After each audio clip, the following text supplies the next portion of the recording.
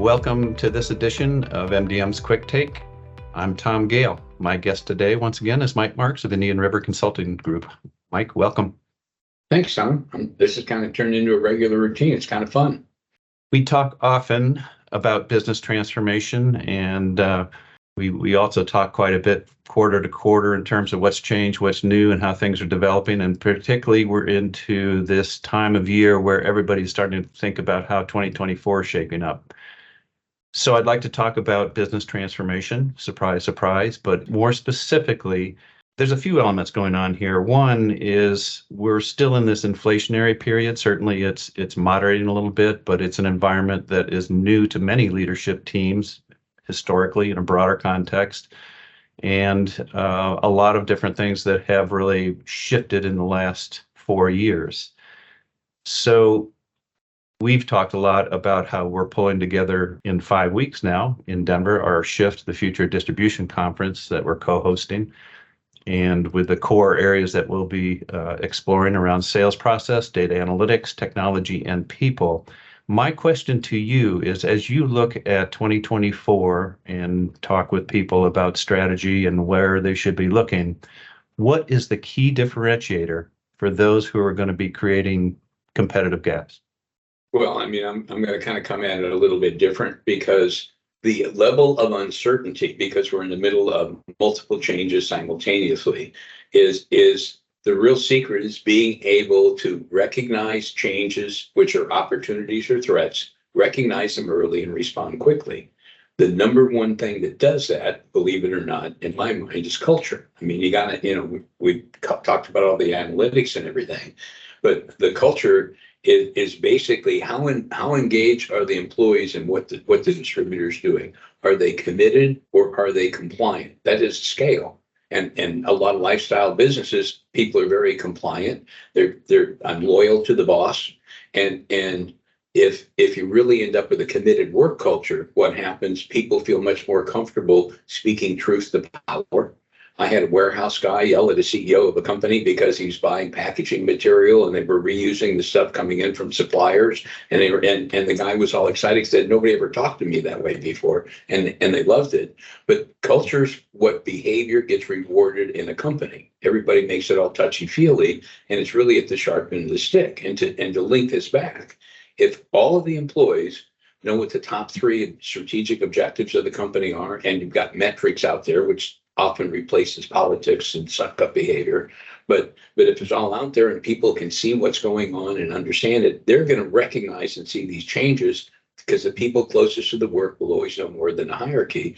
And if they can see those changes and raise that to the point the company takes action, the company's going to do really well in periods of uncertainty. Peter Drucker talked about that when he talked about opportunity and chaos, and it's about recognizing things. So I mean, I know it's not touchy-feely, but if you think back to people trying to recruit Gen Zs and they have problems with them coming in, a big part of this is that the old command and control structures that we grew up in don't work anymore.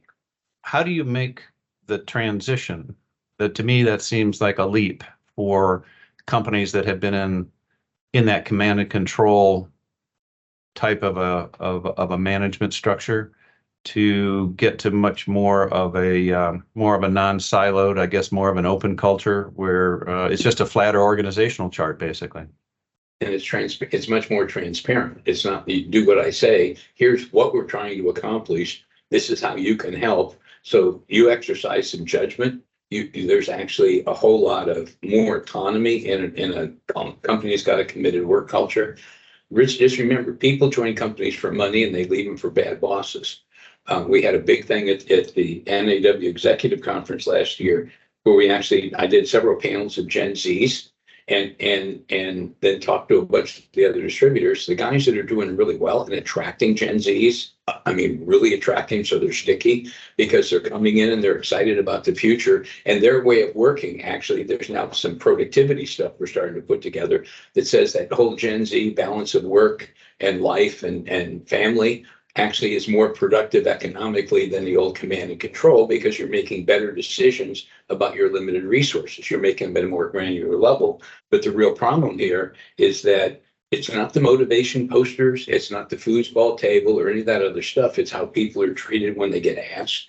And in the company, do you do better if you look good or do good? And the beauty of a distributor, this is what makes us different than a lot of other companies. Manufacturers have property, plants, and equipment so that they have assets. All of our assets go home at 5 or 6 o'clock at night, and you hope they come back in the morning. And if it's a crummy place to work, the good people leave because they're mobile, and the people that aren't so good end up staying. And I remember my son telling me, coming to ask me for advice because he was leaving his first job, getting out of engineering school. And he said, I'm the smartest engineer there and everything. And I gave him the old speech that the old guys do. Well, Mike, you need to stick with a job 5 years to really learn it so you don't get a reputation as a job hopper. And he looked at me like I had cockroaches coming out of my mouth. And he said, Dad, that's not the way it works today. He said, A players go to work with other A players, with their peers. It's not the company anymore. There's no such thing as lifetime employment. None of us believe any of that. So what am I going to learn on this job that helps me for the next one? And if you have a bunch of losers, the A players attract A players. And if they don't treat us right, then we'll leave. He's done very well, but that's so different from the old command and control, and you got to work your way up. But the companies that are embracing this now are doing really well because they don't have the openings. They have people that are coming in and they're committed. I'm going to go off on two angles on this. And one is, what do you say to the CEO of a company around what are the kinds of changes that you have to make? I mean, this is all about leadership team ultimately, because unless the CEO and the leadership team is really working on this, it's not going to happen by default. What do you say to the CEO? And then what do you say to the other members of the leadership team who may have a CEO who is very resistant, who has had, who has created a very powerful model and profitable model around more of a command and control structure? I actually just this month had a conversation with the CEO that we were doing some work for, and it got down to he was one of those very resistant guys. And I've done this, it's my company, blah blah blah. But I finally ended up saying to him, which is more important to you, to be right or to be successful? Because right now they're in conflict, and then we had what I would describe as a fierce conversation. And I'm not sure what he's going to end up doing, but there's direct consequences. I mean, the thing, if you really start to look, I mean, you've got some horsepower coming in and talk about culture at the next shift conference.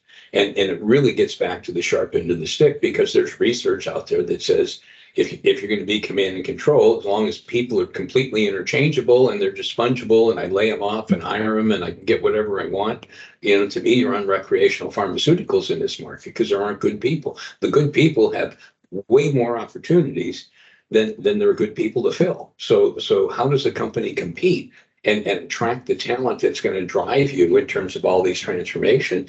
And the other thing that drives me nuts is, I'm on the board of a university, and the things distributors are trying to do in terms of the data analytics and the AI and all these customer experience things, kids are learning this. They want to go out and do it. They already have so they have the experience. Do they understand the principles and have a lot of the analytics to do it? They want to go to work for companies and do it, but somebody brings them in and say, well, you're going to sit here and do what we tell you. They're not going to stick around, and it costs the company money. So to me, it doesn't matter whether they like it or don't like it. It's the old Army thing. You don't have to like it. You just have to do it. What if you're a member of a leadership team and you have one of these resistant CEOs? What's your play? I'd go work for a company that didn't have one. Is this where we drop the microphone? Well, but look at this. You guys share data with people in terms of all the huge changes in ranking of distributors and all this other stuff, and the productivity stuff you guys put out. There are companies that are truly committed to playing this game to win, and they're looking for good people. And if you're a good person and you're working for a Triassic reptile, or what we call the PMS, the pale male stale crowd, and they're just hostage to history. I'm 74. I'm allowed to say this. Old men always stay too long. You're riding a sinking ship, and go somewhere where you can actually have an impact. I mean, the wonderful thing about distribution is that if you get your customer experience right, you treat your suppliers right, and your teams all aligned in terms of where they're going, there's nothing that can stop you, because all these relationships still matter. But if you augment it, not replace the relationships with technology, augment them with technology, you're kicking butt. Sorry, you can tell I get excited. I think that's a great place to leave it because it really also sums up, I think, the community that we're bringing into the room in 5 weeks to have these kinds of conversations. And I'm really looking forward to being there with you because I think that we're going to be able to really move the needle for some people in terms of everybody's thinking about these different elements and how to pull them together to really make things different. This industry is changing so quickly, and it's exactly around the pieces you talked with is because I think it used to be where a lot of people were more afraid to make a shift in their careers and take a leap. I think these last 3 years have really kind of given a lot of people a perspective where, you know what, life is short. Things are moving so quickly in this industry. If I don't do something, I'm going to be putting my career on the back burner for the next couple of years. So I think, the old order has had a pretty good ride, and I think, and this isn't anything new. As soon as you get any large amount of disruption, all of a sudden, there's a lot of different shift in how people think about it, and all of a sudden, there's a lot more people who realize that the king may not have clothes on. A lot of people are in tatters, even if they have clothes. But the one thing I want to share with you, this is an over $1 billion distributor. I won't say who, but they threw out their employee handbook a couple of years ago. And their basic view is that it's all about talent, keeping that talent committed instead of compliant. And so if somebody comes in and they need, because they've got a spouse problem or a divorce problem, or somebody's got an alcohol problem, if it's somebody you care about, it doesn't care what's in your employee handbook. You do what's right for the employee. And I'm asking the CEO, I said, well, how in the hell do you manage that? Sorry for the language. And he said, weak managers hide behind handbooks. Well, we can't do that because they don't have the courage. They don't have the courage when somebody's not that good an employee and asks for it to say no. So since they lack the personal fortitude and courage, they have to hide behind the book, which lowers your ability to be responsive to the people you're committed to. This, and it goes back to your point, it is all about leadership. Good leaders make things happen. And what's interesting to me is that a lot of these owner-operators, it's more like they're king, right? Instead of responsible for it. Because there's all kinds of great training and leadership. I mean, it's a who's who, how do you get it done? But they don't do it. They just, I own the football. It's good to be king. Kiss my ring, don't get my finger wet. And they are past the best by date. Mike, as always, great conversation. Look forward to the next one. Have a great week. You too, man. Talk to you soon.